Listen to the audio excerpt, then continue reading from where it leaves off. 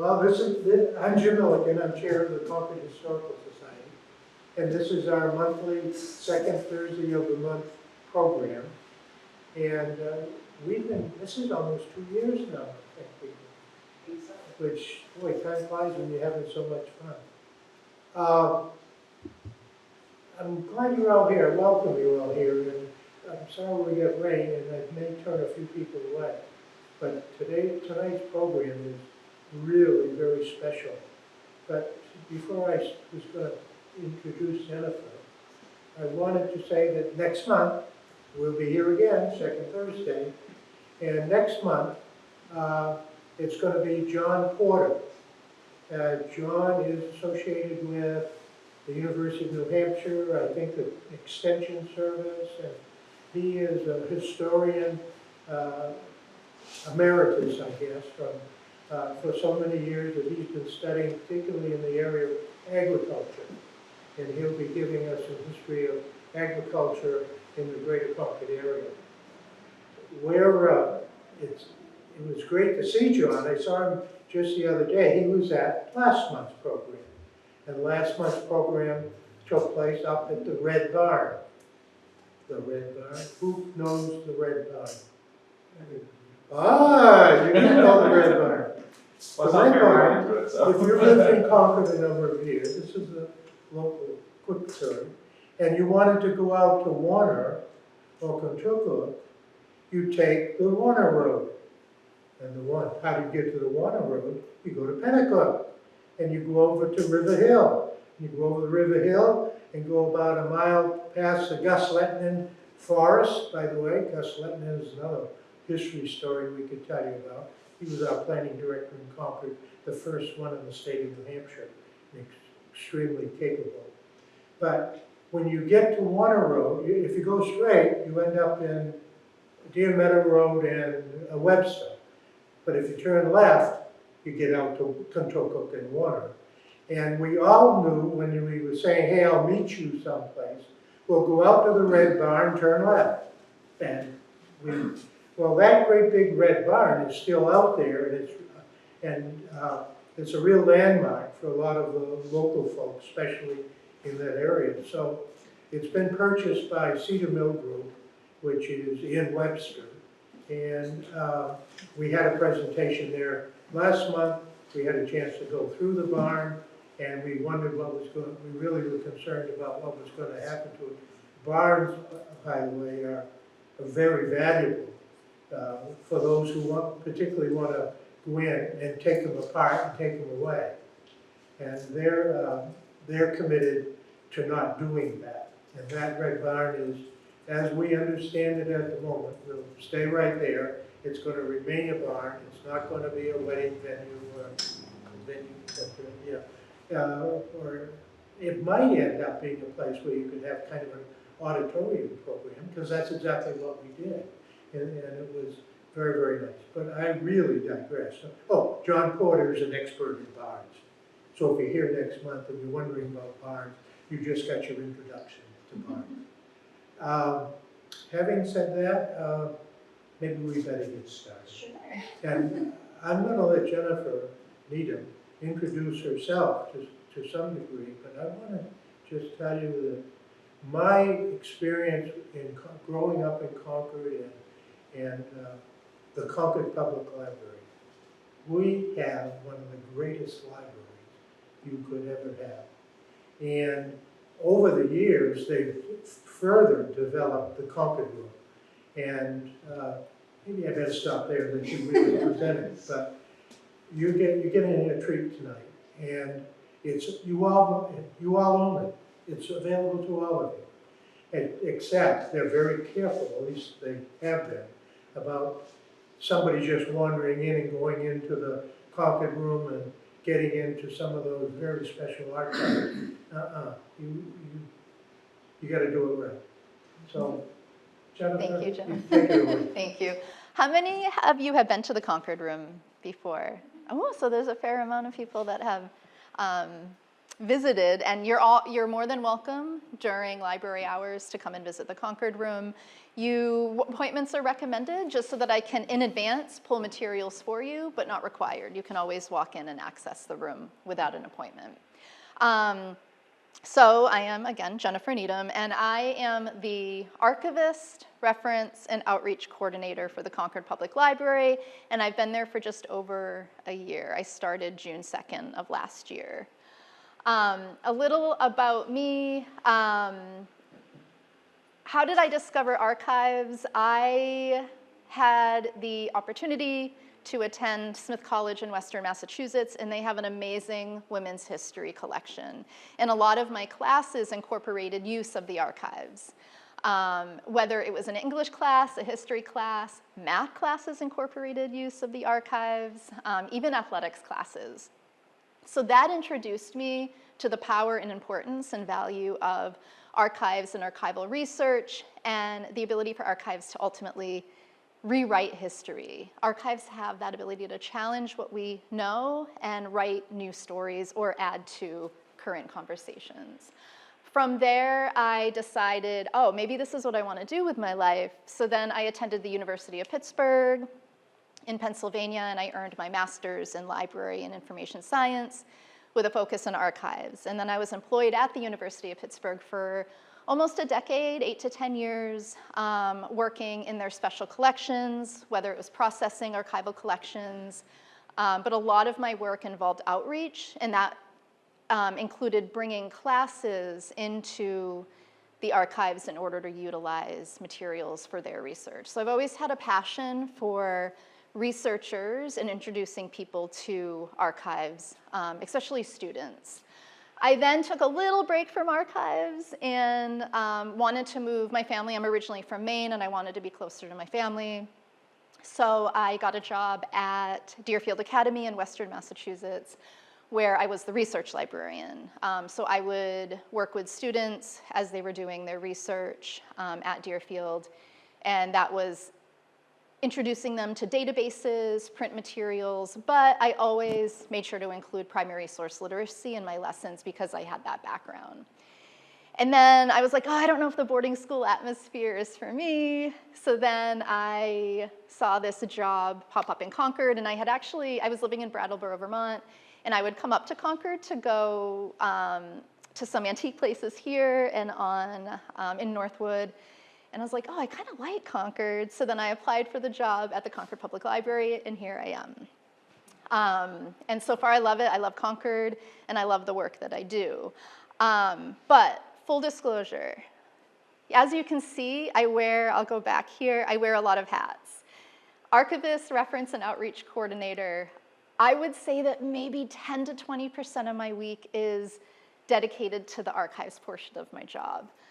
Because at a public library, it's understandable that the outreach, and also I'm the head of adult services, and the needs of the public when they ask reference questions, that takes up a majority of my day-to-day. So while I wish I could spend more time in the Concord room, I ask for a little bit of grace because I'm still learning. I'm still learning about some of the materials that we have, and I'm still learning about Concord history. I would by no means say that I am an expert in Concord history, but I will get there. Have me back in 5 years, and I might, I'll have new things to tell you. As I go through the presentation, all of the images are from the Concord room. It's a little blurry, but I'll go ahead. This is a theater scene from a stage show, undated. That's all the information that I have about that. Some photos, we get a lot of details, and I appreciate that. Some photos, there's not a lot. You just kind of you title it based on what's happening in the photo. You get a vague idea of what maybe the date of the production could be. I would say this is maybe early 20th century. But that being said, you'll see some photos where we have a lot of info and some where we don't have a ton. So the history of the Concord room, from what I've discovered thus far, the current library, where it is now, where you've all visited, opened in 1940. Judge Elwyn Page donated a lot of his collection to the library at that point upon it opening. So then a room was created to house his materials. And then the Concord Historical Society was instrumental in gathering local materials to ensure a permanent collection for the city of Concord. So a lot of our materials at that point also came from the Concord Historical Society. I don't know if anyone knows Ginny Babsack. She wrote this amazing, and you can borrow this from the library, celebrating 150 years of service. That's where that quote is from. This is kind of in a lot of ways my Bible. Whenever I need to learn something about the Concord Public Library, she has compiled this history, which is amazing. In 1941, a staff member was placed in charge of the Concord Room on a part-time basis. And then I don't have a lot of history until '83 when I learned that the Concord Public Library's historical materials were then transferred to the New Hampshire Historical Society. And we actually have a guide in the Concord Room that outlines the historical materials that were once part of the Concord Room that were then donated or given to the New Hampshire Historical Society. Why did that happen? Lack of staffing and lack of funding to keep that Concord Room up and running. And I think that probably, I'm assuming there were a lot of materials coming in, but there wasn't the staff to preserve and organize the materials. At some point, the library just continued to collect materials that document the history of Concord. So thankfully, we still have a Concord Room, although a lot of the materials that Elwyn Page donated did eventually go to the Historical Society. Popular research interests. So a majority of folks that come in are doing genealogical research. And we'll go through some of the materials that they're utilizing as I go through the presentation. House and property history is another big one. I had someone come in today that they were trying to find information on a house that burnt down in Pennacook in the '80s. I was not able to find that information, but I directed them to the fire station in Pennacook to see if they have records. Biographical research, people that are coming in just to research a specific individual from Concord. General Concord history. Yearbook, someone came in today to look at a yearbook. They wanted to find their mom, who graduated in, I think, 1987. And I'll go a little further in the presentation, we'll talk about yearbooks. And then images, we have a great image collection, which you can see, as I said, some of the images that are in the background. This is a celebration parade down Main Street in 1917. So I can assume the parade had something to do with World War I. So what's behind that Concord Room door? There are a lot of materials. I'm obviously, due to lack of time, not going to discuss everything that's in the Concord Room, but I just wanted to talk about some things to pique your interest, things that maybe you do know about it, or maybe you don't. So maybe it'll be new information for you. On the left-hand side, I have the Addison Boys Club basketball team from 1948. And then this is the Unitarian Church from 1888. And this is the church that eventually, when the original Concord High School burnt down, this church burnt with it as well.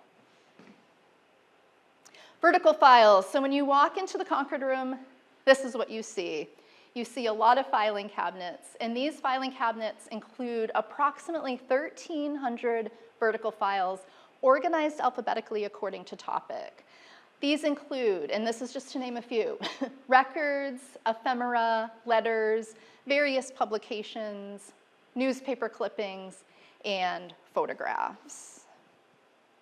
These are just some of the topics. This is a fraction. As I said, there were 1,300 vertical files in those filing cabinets. Does that mean there were 13 subjects? No, I would say there are maybe 500 to 700 because there are multiple folders for a lot of the topics. But this is just a fraction, but you can see we have a lot. Some of the big ones, we have a lot of materials that document the history of the Concord Public Library.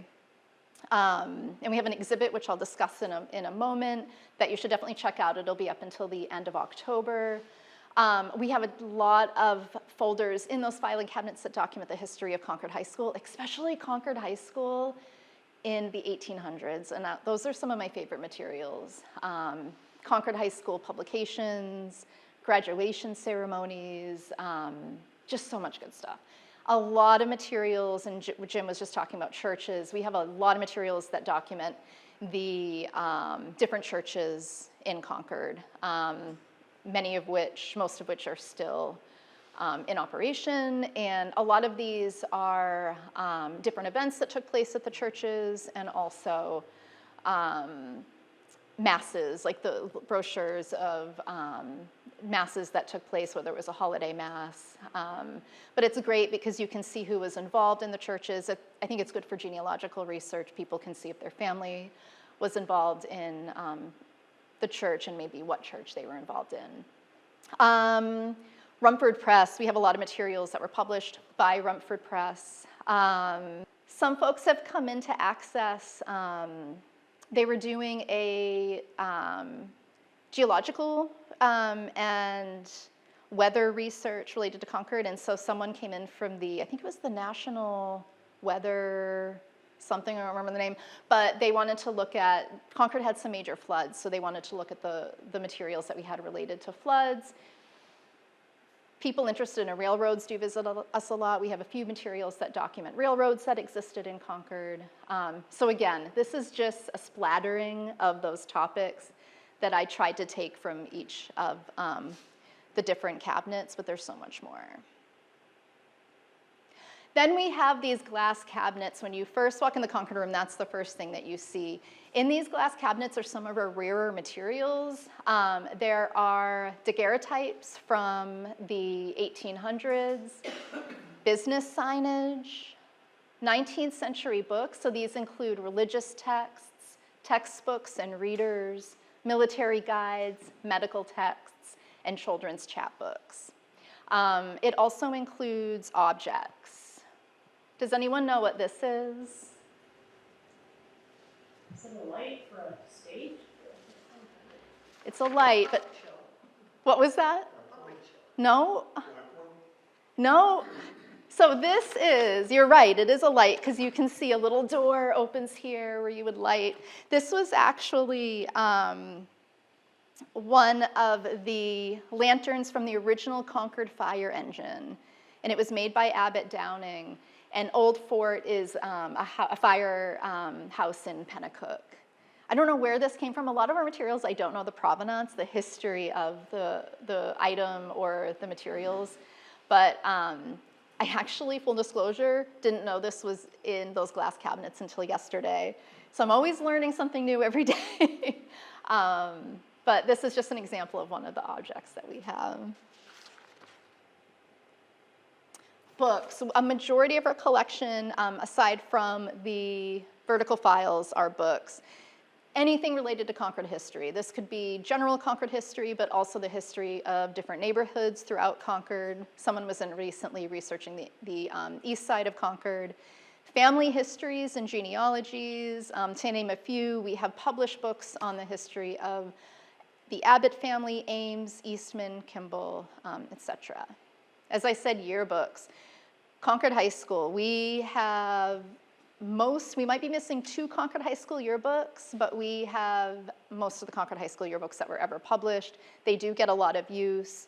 We also have, although they're not complete collections, Pennacook High School, St. John, and Bishop Brady.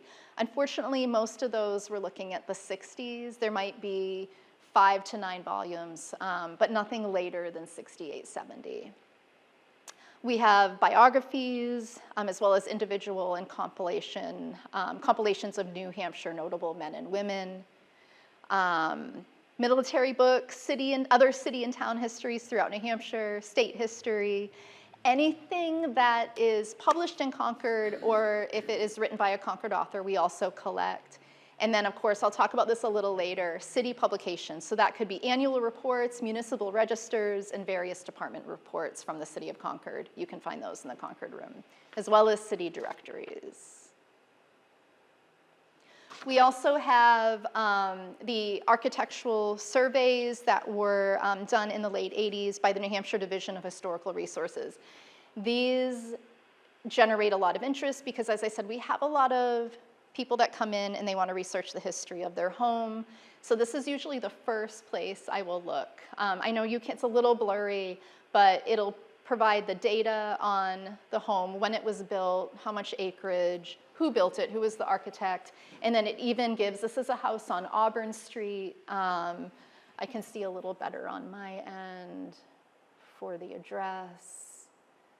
1 Auburn Street. Oh no, 1 Auburn Street. There we go. Oh no.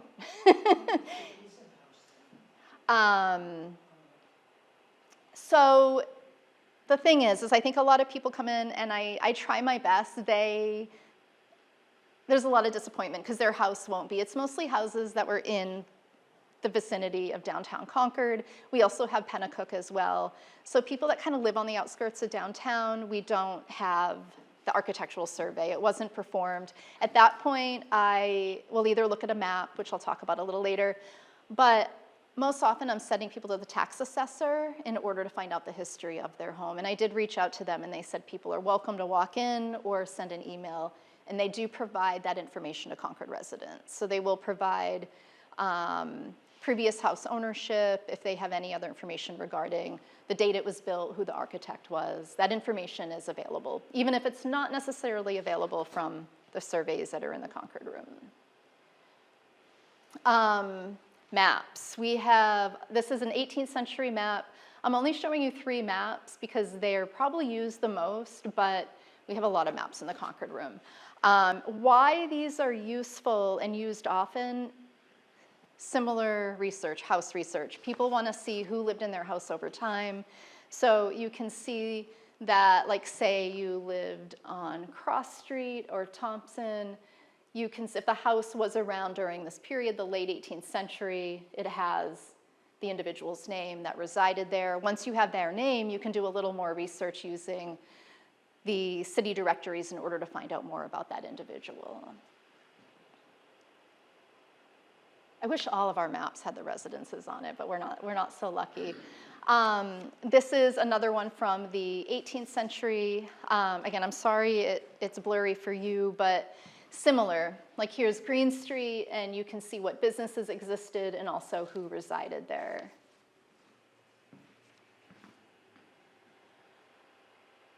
This is from the 40s. This outlines businesses that existed in Concord. So you can see North Main Street. In the 40s, you see Dexter Optical Company, Arlen's Women's Shop, Woolworths. JCPenney department store was on North Main Street. I didn't know that. So this is a fun map just to see the businesses that existed over time in Concord. So these are a few of my favorite things. And you might think, oh, these are going to be like the amazing materials. I'm a dork, and I tend to like materials that are going to provide value to researchers. There's things that a lot of people might say, oh, this is just like a book full of words, some numbers, but there are things where there's an abundance of information, especially for people that are interested in researching the history of Concord. So, City of Concord annual reports. We have all of the City of Concord annual reports. Why do I like the annual reports? The early annual reports up to probably 1930 include arrest statistics, so it's telling you the different reasons why people were arrested in Concord, and I'll show you that in a moment. That's always fun. Information on various city departments, who was employed by the city departments, early Concord High School student rosters, so you can trace, and not even Concord High School, any of the schools in Concord at the time, you can see the graduates for each year and also the teachers and what they taught. And then vital statistics. So let's take a closer look at some of these things. What is the earliest one you have? The earliest one that I have is, oh, I left my phone over there. I think it's 1830. Don't quote me on that, but I think it's 1830. So you can see, this is from 1902, and this is a report from the police department that outlines why, the number of arrests. Some of the interesting one was riding a bicycle on a sidewalk was illegal in 1902. Still is today. Stubborn children. What else is here? Keeping store or playing ball on Sunday. Keeping malt liquors for sale or spirituous liquors for sale. Evading railroad fare. So, and of course, the highest, 249 arrests in 1902. Drunkenness, including Pennacook. So it's just always interesting to see some of these things and how was the city, during certain periods of time. It's much lower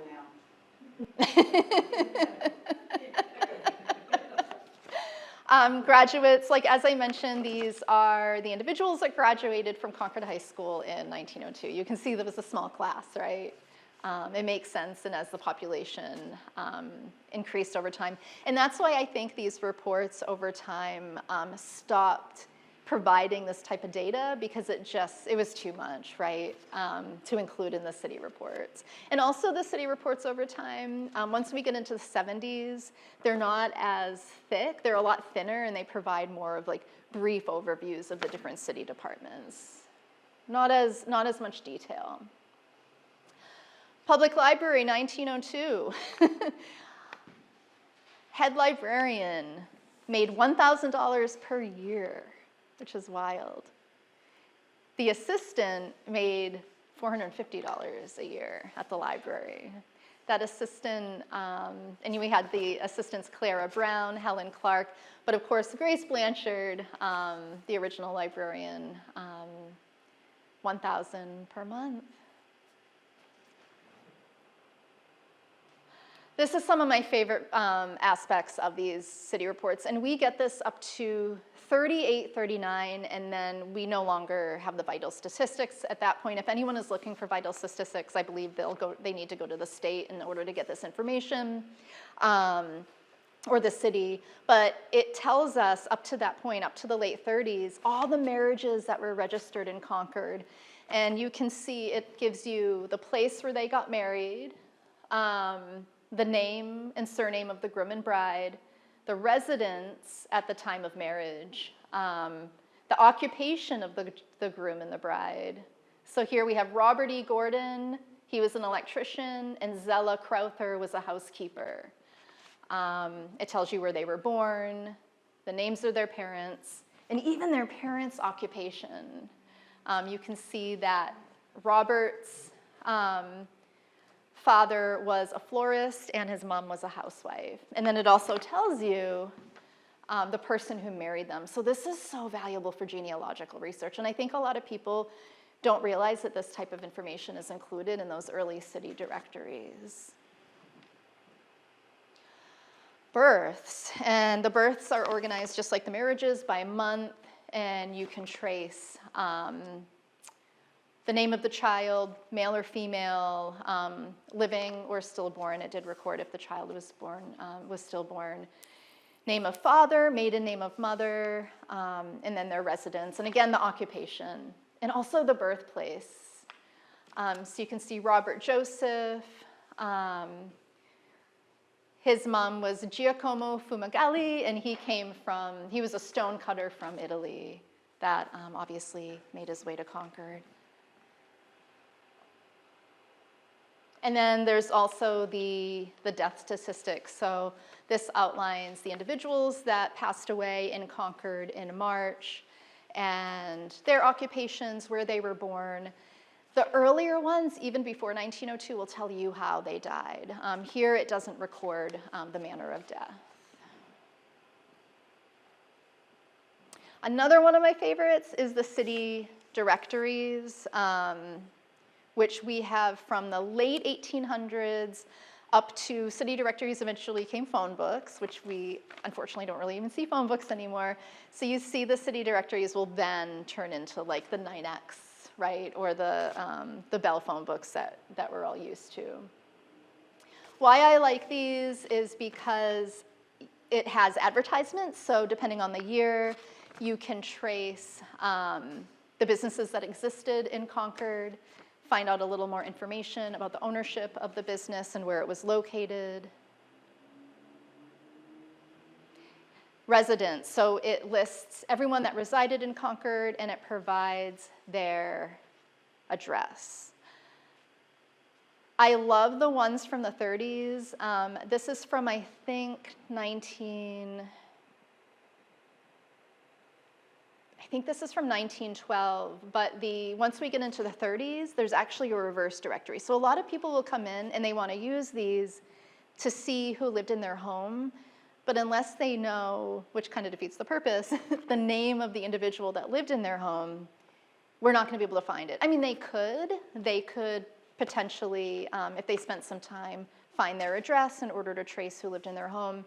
But the ones from the 30s, all through the 30s and most of the 40s, had a reverse directory. So you can actually look up your address.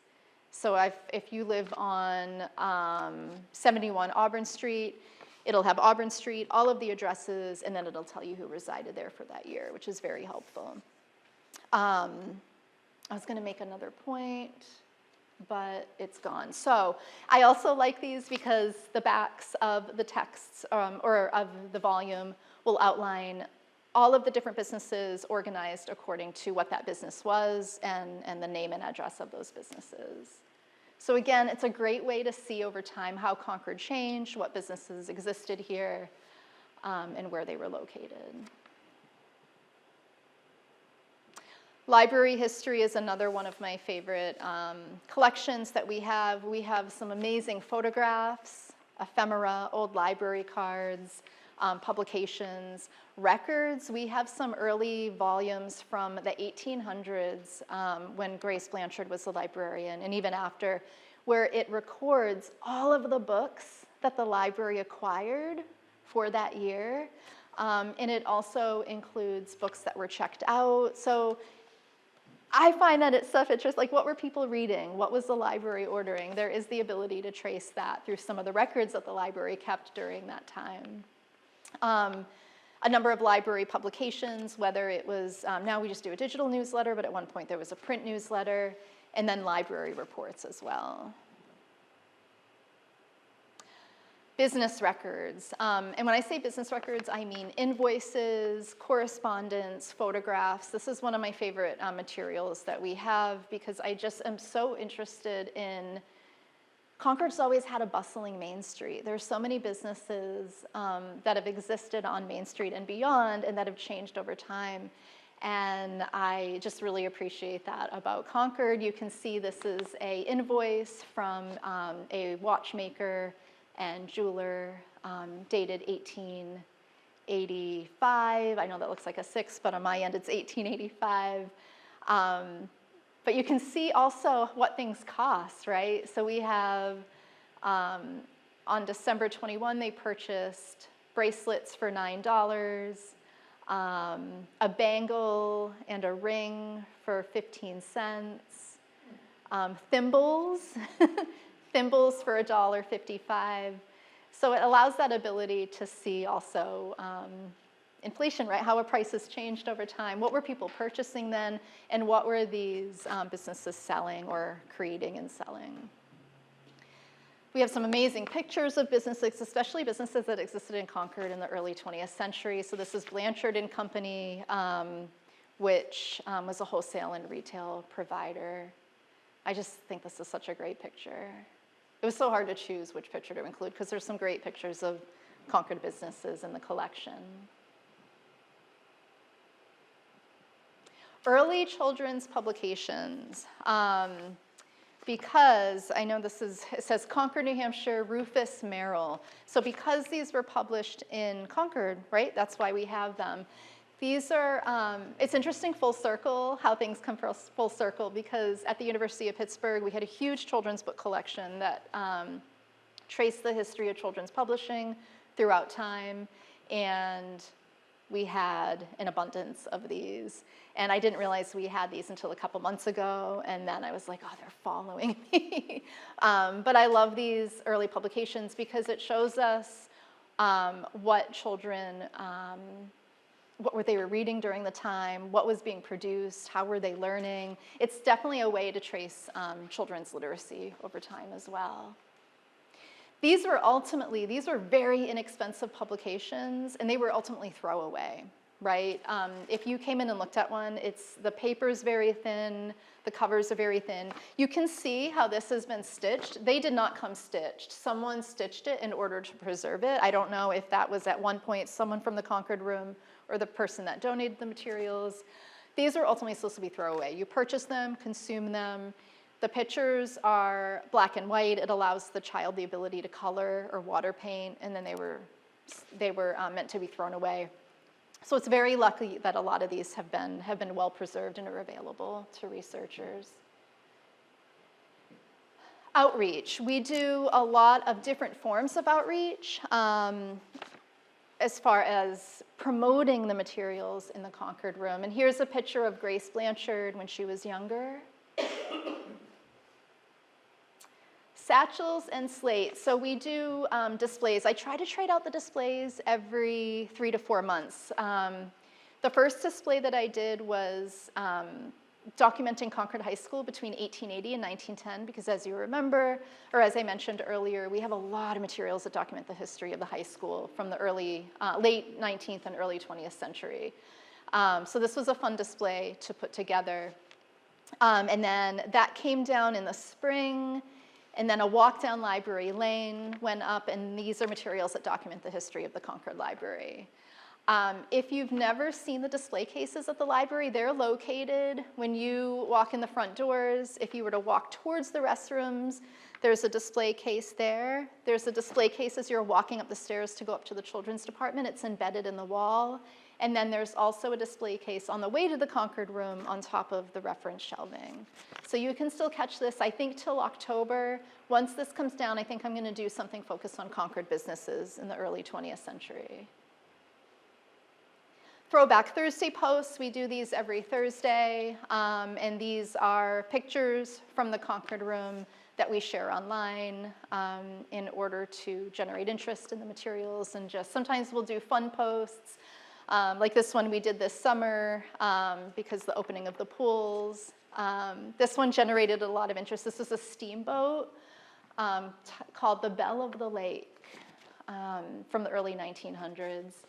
And then this is the original Concord Public Library, which was just one room. Concord History Detectives. This is a new program that we started last month. I wanted to find a way to introduce children to the archives, to historic research, to the importance of primary source research, and also have a little fun. So Concord History Detectives, it's for ages 10 to 13. The first Concord History Detectives that we did, I focused on photography and photographs. So these are some of those daguerreotypes that I mentioned earlier. So I wanted to show the kids examples of early photography. So the daguerreotypes, does anyone know what this is? This isn't one of the kids, this is Shane who works with us. Yeah, stereoscope. So we have one of these in the Concord room, and I think the kids had no idea that this existed. They're used to like the viewfinders, right?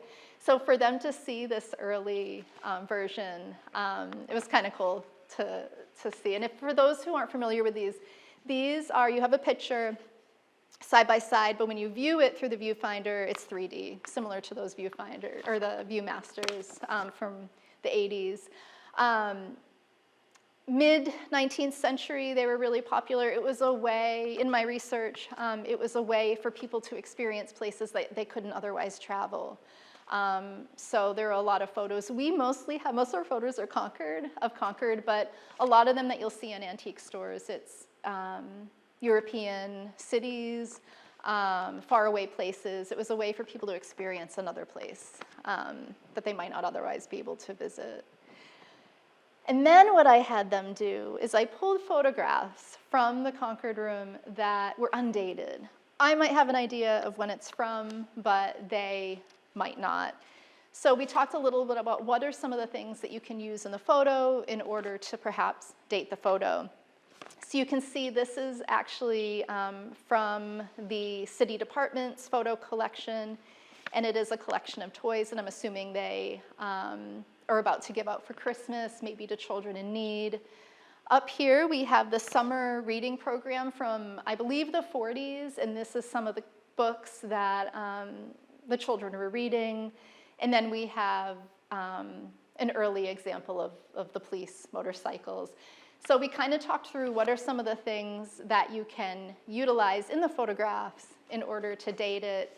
Does anyone, as far as the picture, I know you can't see the books on the screen, but what are some things in this photo that you could potentially, of the kids, that you could use to date it? The clothing, yeah. Yeah. Anything else? What was that? Hairstyles. And even the books. If some of these were books that were published that year, you could look at the original publication date of the book in order to date it. Toys, that's pretty self-explanatory. And also the motorcycle, right? How transportation has evolved.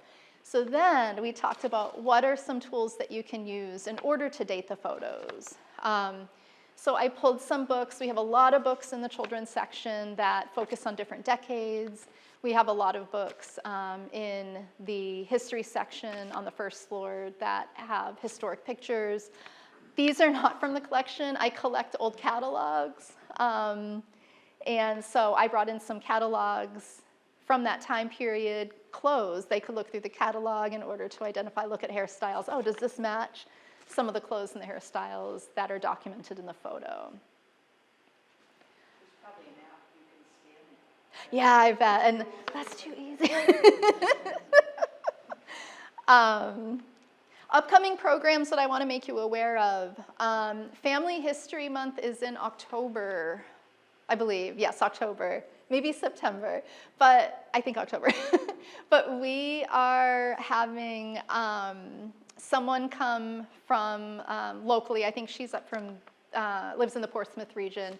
But she's going to do 2 workshops, History and Mystery, a genealogy starter guide. And that's going to be Wednesday, September 11th at 6 p.m.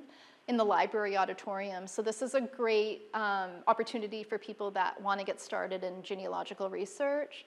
And then she's going to come back in October and teach everyone how to navigate Ancestry.com through the library. We do have access to the Ancestry Pro edition. And we've had a lot of people request someone to show them how to navigate it successfully. That'll be Wednesday, October 23rd at 6 p.m. Do you have a Concord Library webpage and these things listed? Yeah, not yet, because the one for September will be listed. We usually post online 2 weeks before the end of the month for the following month's programs. And there's usually like we'll put it on social media, and there'll be posters throughout the library. Oh, I haven't been telling you what the pictures are. This is from the 40s. This is milk testing. The city department, I don't know a lot about it. I don't know if anyone does. The city tested milk in the 40s. So that's some gents from the city department testing milk. And then this is the original fire station, which was located on Warren Street. Did I miss any others? No, I think I'm okay. Resources. Some of the online resources that we have available for library patrons, because you do need to have a library card number. This is Durgan Silver employees, circa 1900. Ancestry, as I mentioned. Library patrons have access to Ancestry Pro, which usually you have to pay for. The caveat is you need to be in the library. You can't utilize it at home using your library card. You have to be within the library's IP. But you could either come with a laptop or use one of the library's computers in order to access the Pro edition. Is that free? Yes, yep.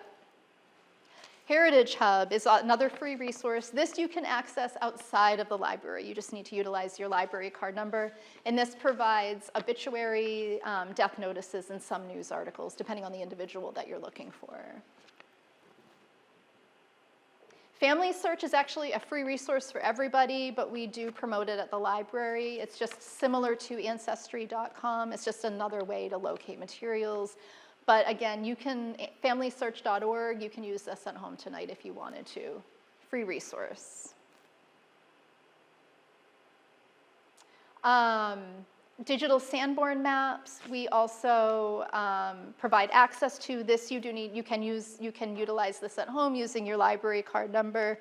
So these were fire insurance maps that researchers now use because it provides detailed property and home information throughout the United States, but we only subscribe to Concord for understandable reasons, and also if you wanted other states, it costs, we have to pay extra. But otherwise, these are also available. It's a great way to trace information about your home over time. Omeka. So has anyone heard of Omeka before? So Omeka is a web platform that a lot of libraries, museums, historical societies, and universities utilize, and they provide access to their digitized content. We are, fingers crossed, hoping to go live in October for National Archives Month. What does that mean? That you will have access to some of the photographs that I've shown today, access to those materials. We're slowly making our way through those vertical files. That's going to take up to 5 years because of all the folders, and I rely on volunteers to digitize those materials. But we'll make announcements when this goes live, but this is going to be a great resource, especially for people that can't necessarily make their way into the Concord room. It'll be a little more convenient, and there's the ability, based on the metadata that we've applied to the materials, it's just a great search function in order to locate different materials and trace Concord history. So on the left-hand side is a photo of the American House which was located on the corner of Main and Park. And then this is the exterior of the Elm House. And these were both taverns and inns that were located in Concord. So this is what Omeka, ignore this because we're still working with the language, but this is ultimately what Omeka will look like from the user standpoint. So you can see, we must have just uploaded this CPL Summer Branch interior of the Pennacook Library from 1906. Concord business images, some of the other things we've uploaded thus far, Concord Police, and then various city departments. This was I know you can't see it, but iron lung machine, several men and 2 police officers were moving an iron lung machine, obviously, during the polio epidemic. As I said, volunteers. Ginny Babzak is one of she used to be a librarian, but at the Concord Public Library, but again, she published this wonderful book on the Concord, history of the Concord Public Library. She volunteers once a week for us, and she is my digitizer. She digitizes a lot of those materials. Jana, I have throughout the summer. She is going to be applying to library school. She's receiving her library certificate from White Mountain Community College, and she needed to fulfill some community service, volunteer hours at the library, and she has helped and put a lot of the metadata into Omeka. So this is just me demonstrating how valuable volunteers are for the library. These are just 2 of many volunteers that we have, but these are the 2 that I work with directly. So looking ahead, some of the things that I am always thinking about and planning for the next 5 to 10 years is that continued digitization. There's a lot of materials. Digitization takes time. As I said, we usually just rely on the volunteers to digitize. It'll take time, but I want to continue to do it, both for access, public access, and also it's a means of preservation. God forbid, if anything ever happened, at least there'll be a digital surrogate available to the public. Preservation, a lot of materials in the Concord room require updated preservation. What might have been considered an okay preservation method in the 50s no longer is.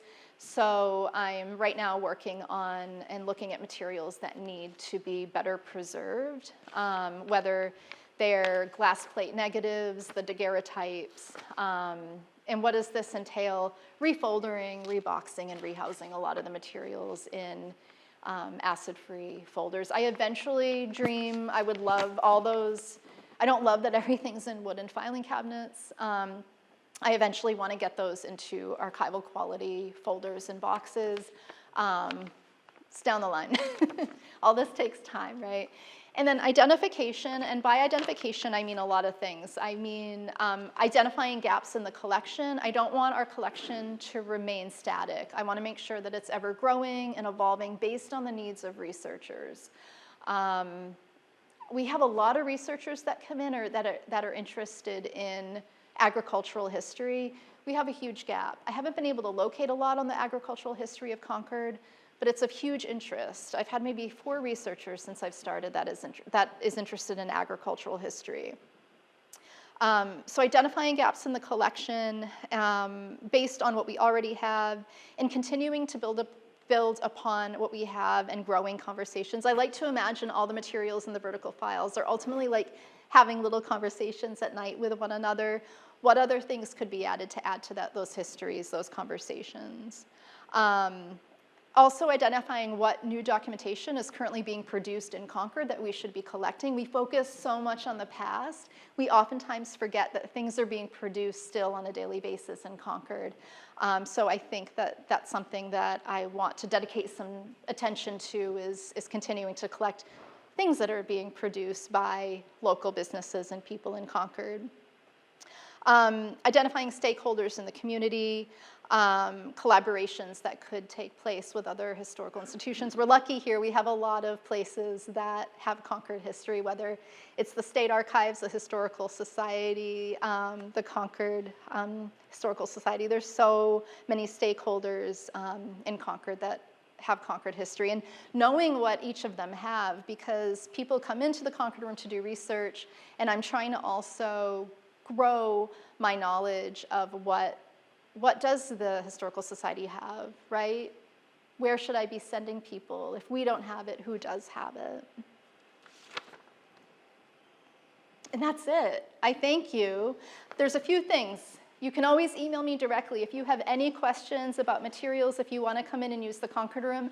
I left my business cards at that table. I also left handouts for Ancestry, the Sanborn maps, and maybe also Family Search.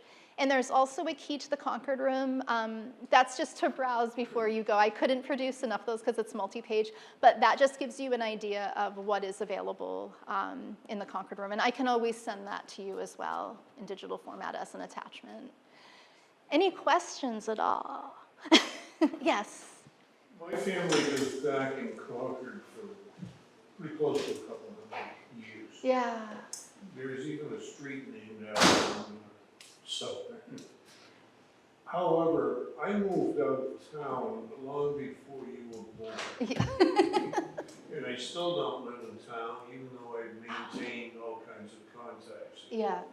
How, if at all, can I get into the Concord one? So you could, as I said, so 2 things. Say you don't want to make the trip into Concord, email me. I'm always happy to send materials, to digitize materials that I might be able to locate with time for you, or make an appointment, let me know when you want to come in so that I can pull materials in advance. As I said, a lot of folks will come in and want, we don't have a full-time archivist, so there's not someone waiting for you. A lot of archives have an archivist that is available to help people as soon as they walk in. Unfortunately, we lack that. So with notice, I can pull things for you ahead of time, or at least know what direction to point you. And then once you're in the Concord room, it's all yours. I don't need a library card? No. When you come in, if you come to do research, we have you fill out a registration form, and then you do need to leave your license. Yeah.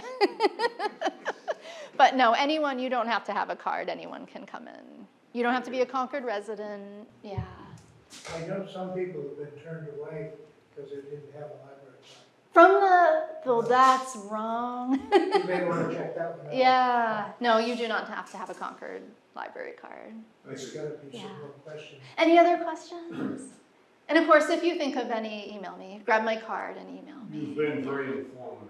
Thank you. How much do you have on the Aberdowning?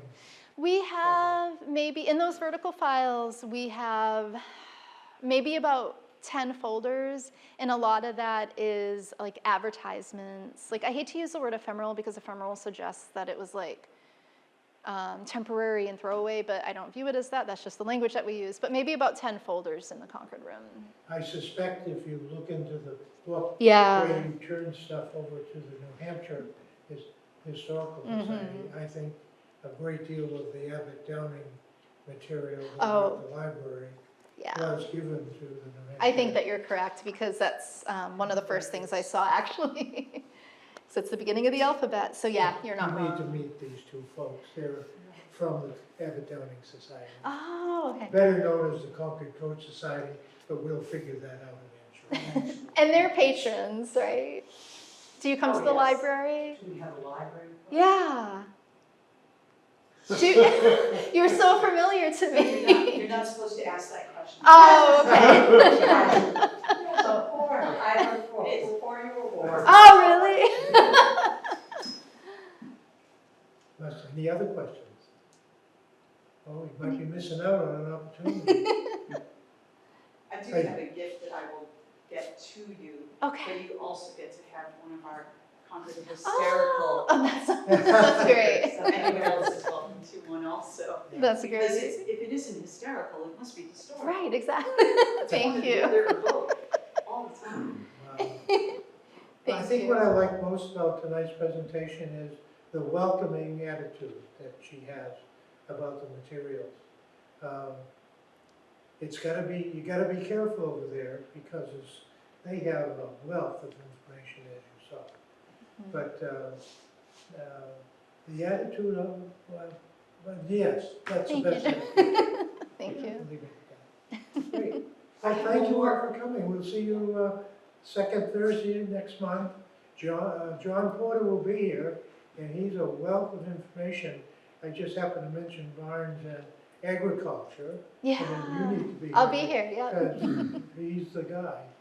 And I want to encourage you to take a look at our book.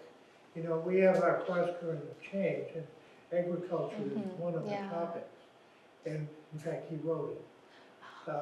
So you need to be sure you have one of our history books in the library. Oh, we have many. Good. We have multiple copies. Very, very good. We have, the second Thursday program next month, I believe is on the 11th. And then we have our program in October, but in between there, do you remember last year we did the haunted tour with In Town Concord? This year we're gonna do something a little bit different. We're gonna partner again with them for First Friday. And we're going to do campfire stories in Eagle Square. So it won't be so much a tour of the downtown, but we are gonna tell some spooky stories from around Concord greater area, and some really cool legends that exist in New Hampshire and New England, and there are some fascinating, weird stuff that comes out of Vermont, and I'm sure you guys knew that. But we're gonna tell some stories, and we're gonna sit around a campfire at Eagle Square. It's in town Concord and Concord Historical Society together for First Friday, October. The first section that we're gonna do is going to be spooky. The kids will be welcome to come to that one. The next one is gonna be creepy, and that probably would be a little bit more PG-13 rated. I know, it was so spooky. How about the third act? I know, we're only doing 2 acts. The first one will be pre-sunset, the other one will be post-sunset. Because it'll be October and it'll be getting dark early. But I hope you'll join it for us. I know Concord TV will be there, so people will be able to enjoy the cool stories that we have and that we're preparing for everybody. Because part of our history is legendary. Yes. So, thank you again for coming. Jennifer, do we have any books available tonight? I just checked, I didn't bring them over, but I will get one too. Go on, if you go online to our webpage, you'll find our history book is there for sale. There was also, when she started talking about buildings, on our webpage is also the material that was put together on how to research your home. And one of the first places it says in there is go to the Concord Public Library. And when you mentioned that, you're right, the tax collector has a bunch of information, planning department does. It's amazing what's out there, but you have to go and look for it. But the directions are on the webpage. So, that being said, thank Thank you you. very much for coming. Thanks, everyone. Thank you.